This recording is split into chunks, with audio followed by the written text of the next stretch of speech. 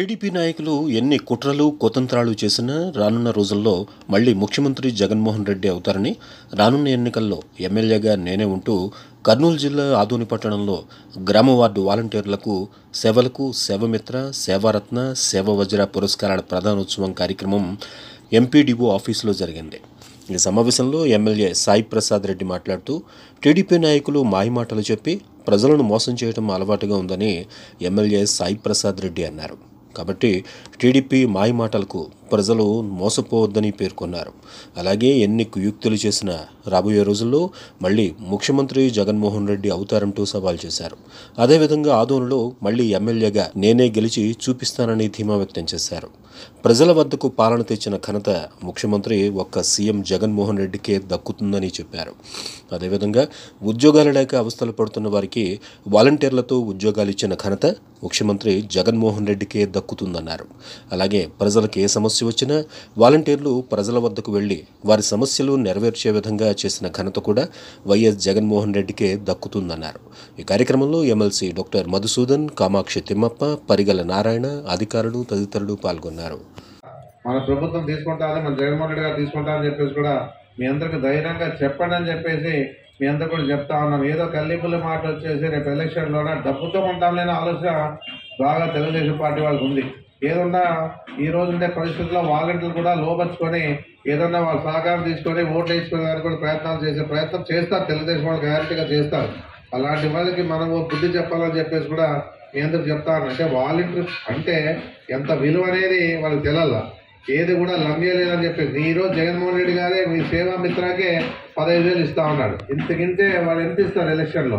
ఏ వాలంటీర్కి ఎంత ఇచ్చినా కూడా 2,000 ఇచ్చారు, 3,000 ఇచ్చారు. ఒక మనిషికి ఈరోజు జగన్మోహన్ రెడ్డి గారు 15,000 సేవా మిత్ర ఇస్తా ఉన్నాడంటే ఆయనలో ఉన్న మంచి ఎలక్షన్లు వచ్చినప్పుడు ఇచ్చేది కాదు. ఎలక్షన్ ముందే ఈ కార్యక్రమాలు అన్నీ పెట్టి మీ అందరికి అందిస్తా ఉన్నారంటే మీ గౌరవాన్ని ఏ విధంగా చూస్తున్నాడో మీరు గమనించుకోవాలి. మీరంతా కూడా ఎంత గౌరవిస్తా ఉన్నాడు వాలంటీర్లు అనేది, ఏ విధంగా సెల్యూట్ చేసినాడు చంద్రబాబు మన జగన్మోహన్ రెడ్డి గారు సెల్యూట్ చేసినాడు మీకంటే మీలో పనితీరు ఏ విధంగా ఉందో అర్థమవుతా ఉంది. ఈరోజు పేదవాళ్ళకి, ముస్లిం వాళ్ళకి ఈరోజు అందరికి కూడా ఈరోజు పొద్దున్నే పోయి గడపడలు పోయినప్పుడు అడిగినా మేము వాళ్ళంతా బాగా పనిచేస్తా ఉన్నారంటే ఎవరో ఇద్దరు మీద కంప్లైంట్లు కానీ మిగతా వాళ్ళందరూ కూడా బాగా పనిచేస్తూ ఉన్నారు.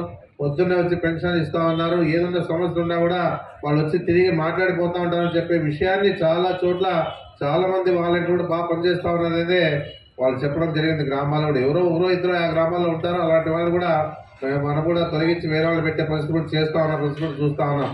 అందుకే ఈరోజు ఈ పరిస్థితుల్లో జగన్మోహన్ రెడ్డి గారు రాష్ట్రాన్ని ముందుకు తీసుకుపోతున్న పరిస్థితి, మన ఆదాయాన్ని ఏ విధంగా పెంచుకోవాలని చెప్పేసి పరిస్థితి చూస్తూ ఉన్నాడు. ఎందుకంటే చాలామంది నిరుద్యోగులు మాకు ఉద్యోగాలు లేవని చెప్పేసే పరిస్థితిలో చాలామంది ఉన్నారు.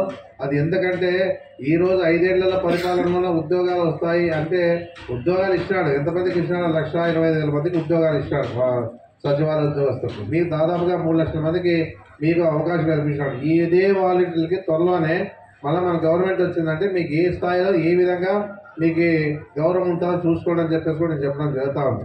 ఎందుకంటే ఇది ఆషామాషిగా చెప్పేవాడు కాదు. జగన్మోహన్ రెడ్డి గారు మీ మీద ప్రత్యేకమైన దృష్టి పెట్టినాడు.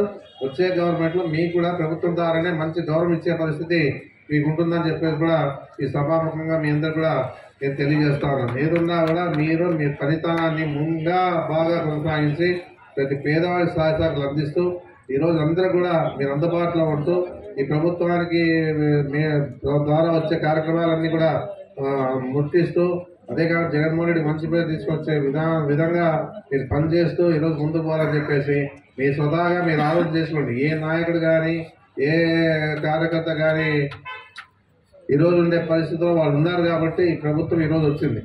పార్టీ నాయకులు కార్యకర్తలు బాగా కష్టపడినారు కాబట్టి గతంలో ఈరోజు ఈ పార్టీ ఈరోజు జగన్మోహన్ రెడ్డి గారు ముఖ్యమంత్రిగా మేము ఎమ్మెల్యేగా 3 సార్లు అయినామంటే ప్రతి వారు పార్టీ పరంగా పనిచేశారు. కాబట్టి ఈరోజు కూడా మన వాళ్ళు ఎవరు కూడా గతంలో కూడా పార్టీ కార్యకర్తలు కానీ నాయకులు కూడా ఓ పార్టీ మార్చలే.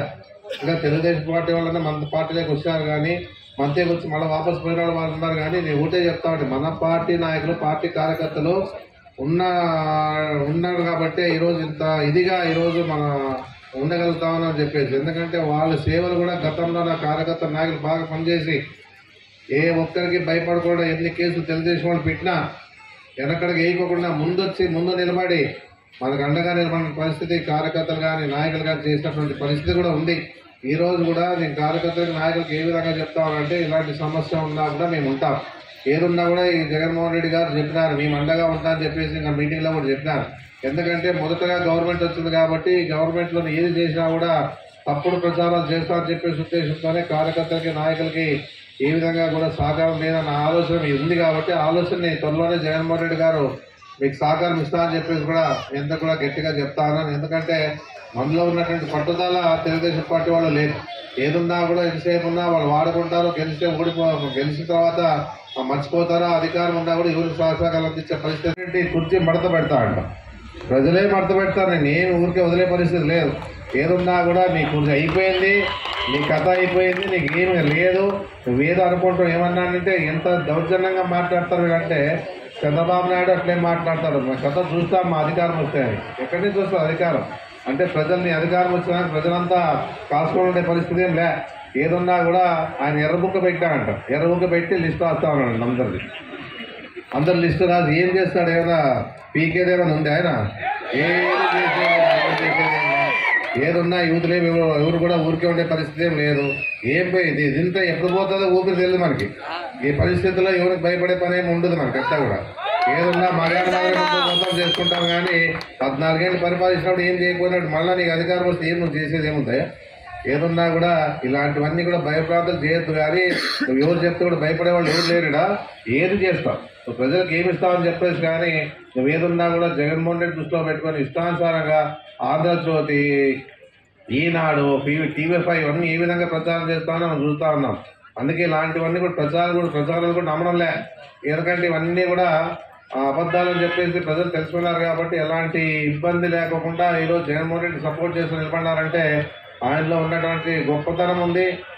ఇప్పించిన పేదల మీద ప్రేమ ఉంది. బీసీ, ఎస్సీ, ఎస్టీ మైనార్టీని పైకి తీసుకురావాలా, 70% వాళ్ళకి రిజర్వేషన్ అన్ని విధాలుగా సహకారం ఇచ్చి రాజకీయంగా కానీ ఉద్యోగపరంగా ఇచ్చి వాళ్ళు పైకి తీసుకురావాలని ఆలోచన ఉంది. ఏదున్నా ఈరోజు ఈ గుర్తింపించిన పరిస్థితి ఈ రాష్ట్రంలో ఉందని చెప్పేసి కూడా మనం చూస్తూ ఉన్నాం. మనకి మెడికల్ కాలేజ్ ఇచ్చినాడు. ముఖ్యంగా జగన్మోహన్ రెడ్డి మన అరవై పిల్లవాడు చెప్పినాడు మెడికల్ కాలేజ్ చాలా ఇంపార్టెంట్. ఎందుకంటే మన పేదోళ్ళు మన వాళ్ళంతా కూడా అక్కడికి పోయి కర్నూలుకు పోయి ఏదైనా చేసుకోవాలన్నా ఆరోగ్యపరంగా ఇబ్బంది పడే పరిస్థితులు లేకుండా మా మాట మీద జగన్మోహన్ రెడ్డి గారు సార్ ఇట్లా వచ్చినాయి మాకు మెడికల్ కాలేజ్ ఒకటి ఆదోళనలో కావాలో వెనకపడిన ప్రాంతం అని చెప్పి వెంటనే ఇమ్మీడియట్గా శాంక్షన్ చేసి ఈరోజు నెక్స్ట్ ఇయర్కి 20 ఓపెన్ చేసే పరిస్థితులు చేస్తామన్న పరిస్థితి ఉంది. నెక్స్ట్ బైపాస్ రోడ్ కూడా కావాలి సార్. ఆ రోజు రాజశేఖర రెడ్డి గారు బైపాస్ రోడ్ చేశాడు. ఒక బిట్ మాత్రమే వెలిగింది. 10 ఏళ్ళ పరిపాలన, 14 ఏళ్ళ పరిపాలనలో రాజశేఖర రెడ్డి తర్వాత ఒక్క పని చేయని వాళ్ళు ఎవరైనా ఉన్నారంటే తెలుగుదేశం పార్టీ వాళ్ళు. అదొక్క బిట్టు బైపాస్ రోడ్ చేసింటే ట్రాఫిక్ సమస్య అనేది ఉండేది కాదు. మళ్ళీ మన ద్వారానే మన చేతుల మీద కానీ ఆ కార్యక్రమాన్ని మళ్ళీ జగన్మోహన్ రెడ్డి గారు సెంట్రల్ గవర్నమెంట్తో మాట్లాడి మనకి సహకారం ఇస్తున్నానికే అది కూడా త్వరలో స్టార్ట్ అయిపోయింది. అది కూడా ఆల్రెడీ టెక్కా కొట్టేసినా మొదలు పెట్టినారు, మిషనరీ దించినారు. అది కూడా స్టార్ట్ అయిపోయి దాని సమస్య అనేది లేకుండా మనకు పోతామని చెప్పేసి కూడా జరుగుతూ ఉంది. దాదాపుగా 10,000 మందికి అంటే టౌన్లో 10,000 మందికి పేదలు సహకారం ఇచ్చిన పరిస్థితి. రాష్ట్రంలోనే 31 లక్షల మందికి స్థలాలు కేటాయించిన పరిస్థితి, ఇళ్ళు కట్టించే పరిస్థితి. ఈ ఆదోళనలో 10,000 మంది